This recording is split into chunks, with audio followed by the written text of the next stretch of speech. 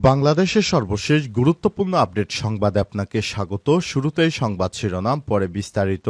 শুরুতেই জানাবো, ভারতের দখলে থাকা ৫ কিলোমিটার এলাকা পুনরায় বিজিবির দখল, তবে বিএসএফের দাবি ভিন্ন। এরপর জানাবো, সচিবালয়ের সামনে পুলিশ শিক্ষার্থীদের পাল্টা ধাওয়া, ৩ সদস্যের কমিটি গঠন। সচিবালয়ের সামনে বেসরকারি প্রাইম এশিয়া বিশ্ববিদ্যালয়ের শিক্ষার্থীদের সঙ্গে পুলিশের পাল্টা ধাওয়ার ঘটনায় ৩ সদস্যের তদন্ত কমিটি গঠন করা হয়েছে। আজ ডিএমপির পক্ষ থেকে এসব তথ্য জানানো হয়। এ সময় পুলিশ ২ রাউন্ড ফাঁকা গুলি ছোড়ে। জানাবো, কাতার বিমানবন্দরে খালেদা জিয়ার সঙ্গে রাষ্ট্রদূত নজরুল ইসলামের সাক্ষাৎ। লন্ডনের উদ্দেশ্যে উড্ডয়নের পর কাতার বিমানবন্দরে যাত্রা বিরতিতে বিএনপির চেয়ারপারসন খালেদা জিয়ার সঙ্গে সাক্ষাৎ করেছে দেশটিতে নিযুক্ত বাংলাদেশের রাষ্ট্রদূত নজরুল ইসলাম। মধ্যপ্রাচ্যের দেশটির হামাদ আন্তর্জাতিক বিমানবন্দরে বিএনপির চেয়ারপারসনের সঙ্গে সৌজন্য সাক্ষাৎ করেছেন তিনি।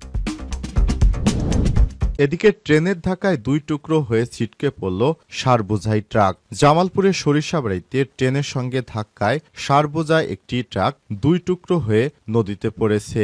এতে ট্রাক চালক, ট্রেন চালক সহ অন্তত ৩ জন আহত হয়েছে। বুধবার ৮ই জানুয়ারি ভোরে সরিষাবাড়ির তালুকদার বাড়ি রেল ক্রসিংয়ে নাসিরাবাদ এক্সপ্রেস ট্রেনের সঙ্গে এই সংঘর্ষের ঘটনা ঘটে। জানাবো, ঢাকায় আবারও শীতের দাপট থাকবে কতদিন। আবারও কুয়াশার চাদরে ঢেকেছে রাজধানী, সঙ্গে শীতের অনুভূতিও বেড়েছে। অবস্থায় বুধবার ৮ই জানুয়ারি দিনভর সূর্যের দেখা মিলেনি। এবং সর্বশেষ জানাবো, ভারতের ৮ জওয়ান নিহত। ভারতের মধ্য অঞ্চলের রাজ্য ছত্তিশগড়ে মাওবাদী বিদ্রোহীদের পুঁতে রাখা বোমার বিস্ফোরণে ভারতের সেনাবাহিনীর ৯ জন নিহত হয়েছে। নিহতদের মধ্যে নিরাপত্তা বাহিনীর ৮ জন এবং ওই গাড়ির গাড়ি চালক ১ জন। আজ ছত্তিশগড়ের বিজাপুর জেলায় এই প্রাণহানির ঘটনা ঘটে। প্রিয় দর্শক, এতক্ষণ শুনছিলেন সংবাদ শিরোনাম, এবারে বিস্তারিত। তবে তার আগে বন্ধুরা, অনুরোধ থাকবে সংবাদটিতে একটি লাইক দিন। এই চ্যানেলে আপনি নতুন হয়ে থাকলে আমাদের সংবাদটি দেখতে দেখতে চ্যানেলটি সাবস্ক্রাইব করে রাখুন, যাতে করে বন্ধুরা আমাদের পরবর্তী লেটেস্ট আপডেট সংবাদগুলো সবার আগে আপনার কাছে পৌঁছে যায়। কমেন্ট করে আপনার মূল্যবান মতামত জানিয়ে দিন আপনি বিশ্বের কোন দেশ থেকে বা বাংলাদেশের কোন স্থান থেকে আমাদের সংবাদটি দেখছেন এবং শুনছেন। এবারে বিস্তারিত।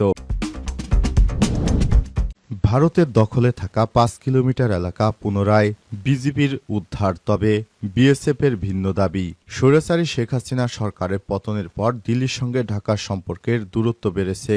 নানা ইস্যুতে দুই দেশের মধ্যে জটিলতাও তৈরি হয়েছে। সীমান্তে এর প্রভাব দেখা দিয়েছে বেশ ভালোভাবেই।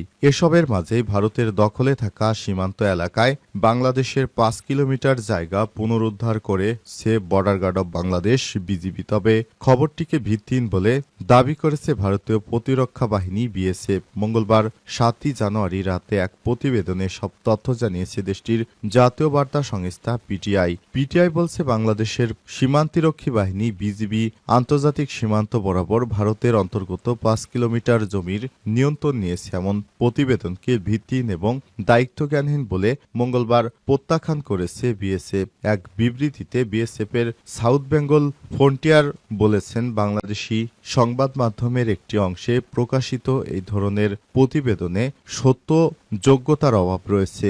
বিএসএফ এর বিবৃতি দাবি করছে, পশ্চিমবঙ্গের উত্তর ২৪ পরগনা জেলার বাগদা ব্লকের রাংঘাট গ্রামে ভারতের দিকে এলাকাটি নিয়ে প্রশ্ন তোলা হয়েছে। সেখানে কোদালিয়া নদী বরাবর আন্তর্জাতিক সীমানা আইবি রয়েছে এবং ওই নদীর উভয় পাশে রেফারেন্স পিলারের মাধ্যমে সেটি ভালোভাবে চিহ্নিত করা হয়েছে। সেখানকার আন্তর্জাতিক সীমানা বিএসএফ এর ডিউটি প্যাটার্ন কয়েক দশক ধরে অপরিবর্তিত রয়েছে। বিজিবির সদস্যরা গত বছরের ১৯শে ডিসেম্বর থেকে মোটর চালিত নৌকা এবং এটিবি ব্যবহার করে ওই এলাকায় ২৪ ঘন্টায় টহল দিচ্ছে বলে যে দাবি সামনে এসেছে বিএসএফ এর বিবৃতিতে সেটিও অস্বীকার করা হয়েছে। বিবৃতিতে আরও দাবি করা হয়েছে, ওই প্রতিবেদনগুলো মন গড়া গল্প ছাড়া কিছুই নয়। বিএসএফ এবং বিজিবির নদীর নিজ নিজ তাদের দায়িত্ব পালন করে চলেছে, যা আন্তর্জাতিক সীমানা আইইবি হিসেবে কাজ করে। বিএসএফ দাবি করছে ওই এলাকাটি বেষ্টনীবিহীন এবং চোরাচালান অনুপ্রবেশের ঝুঁকিপূর্ণ। ওই ধরনের কার্যকলাপ রোধ করার জন্য কঠোর ব্যবস্থা নেওয়া হয়েছে। এতে করে ওই অঞ্চলে অনুপ্রবেশের প্রচেষ্টা নগণ্য মাত্রায় নেমে এসেছে। সচিবালয়ের সামনে পুলিশ ও শিক্ষার্থীদের ধাওয়া পাল্টা ধাওয়ায় ৩ সদস্যের কমিটি গঠন। সচিবালয়ের সামনে বেসরকারি প্রাইম এশিয়া বিশ্ববিদ্যালয়ের শিক্ষার্থীদের সঙ্গে পুলিশের পাল্টা ধাওয়ার ঘটনায় ৩ সদস্যের তদন্ত কমিটি গঠন করেছে ঢাকা মেট্রোপলিটন পুলিশ ডিএমপি। বুধবার ৮ই জানুয়ারি ডিএমপির পক্ষ থেকে সব তথ্য জানানো হয়েছে। এর আগে মঙ্গলবার ৭ই জানুয়ারি সচিবালয়ের ১ নম্বর গেটের সামনে পুলিশের সঙ্গে প্রাইম এশিয়া ইউনিভার্সিটির শতাধিক শিক্ষার্থীর পাল্টা ধাওয়ার ঘটনা ঘটেছে। স্থায়ী ক্যাম্পাস ও ট্রাস্টি বোর্ডের চেয়ারম্যানের পদত্যাগ সহ ৯ দফা দাবিতে দুপুর ২:৩০ থেকে প্রাইম এশিয়া বিশ্ববিদ্যালয়ের শিক্ষার্থীরা জাতীয় প্রেস ক্লাবের সামনে রাস্তায় অবস্থান নেন। সেখানে ৩০ মিনিটের মতো থাকার পর তারা শিক্ষা ভবনের দিকে এগিয়ে যায়। জানা যায়, শিক্ষা উপদেষ্টার সঙ্গে সাক্ষাৎ করতে প্রাইম এশিয়া ইউনিভার্সিটির শিক্ষার্থীদের পক্ষে ৪ সদস্যের একটি প্রতিনিধি দল মঙ্গলবার সচিবালয়ের ভেতরে যান। শিক্ষা উপদেষ্টার সঙ্গে তাদের বিকেলে সাক্ষাৎ করার কথা ছিল। পরবর্তীতে শতাধিক শিক্ষার্থী সচিবালয়ের বাইরে অপেক্ষা করছিলেন। তবে অপেক্ষারত সেসব শিক্ষার্থীরাই পরবর্তী পুলিশের সঙ্গে বাকবিতণ্ডায় জড়িয়ে পড়ে। এরপর লাঠিচার্জ করে পুলিশের সঙ্গে পরিস্থিতি নিয়ন্ত্রণে আনতে ২ রাউন্ড ফাঁকা গুলিও ছোড়ে পুলিশ। কাতার বিমানবন্দরে খালেদা জিয়ার সঙ্গে রাষ্ট্রদূতের সাক্ষাৎ। লন্ডনের উদ্দেশ্যে উড্ডয়নের পর কাতার বিমানবন্দরে যাত্রাবিরতিতে বিএনপির চেয়ারপারসন খালেদা জিয়ার সঙ্গে সাক্ষাৎ করেছেন দেশটিতে নিযুক্ত বাংলাদেশের রাষ্ট্রদূত নজরুল ইসলাম। মধ্যপ্রাচ্যে দেশটিতে হামাদ আন্তর্জাতিক বিমানবন্দরে বিএনপির চেয়ারপারসনের সঙ্গে সৌজন্য সাক্ষাৎ করেন তিনি। বুধবার ৮ই জানুয়ারি বিএনপির পক্ষ থেকে গণমাধ্যমে পাঠানো এক খুদে বার্তায় সব তথ্য জানানো হয়েছে। খালেদা জিয়ার সঙ্গে লন্ডনে সফররত তার ব্যক্তিগত চিকিৎসক অধ্যাপক ডাক্তার এজেডএম জাহিদ হোসেনের বরাত দিয়ে এই খুদে বার্তায় জানানো হয়েছে, কাতারে হামাদ আন্তর্জাতিক বিমানবন্দরে খালেদা জিয়াকে বহনকারী বিমানে তার সঙ্গে সৌজন্য সাক্ষাৎ করেন। শারীরিক অবস্থার খোঁজ খবর নিয়েছে রাষ্ট্রদূত নজরুল ইসলাম। এর আগে উন্নত চিকিৎসার জন্য মঙ্গলবার ৭ই জানুয়ারি রাত ১১টা ৪৬ হজরত শাহজালাল আন্তর্জাতিক বিমানবন্দর থেকে কাতারে পাঠানো এয়ার অ্যাম্বুলেন্স যোগে লন্ডনের উদ্দেশ্যে ঢাকা ছাড়েন খালেদা জিয়া।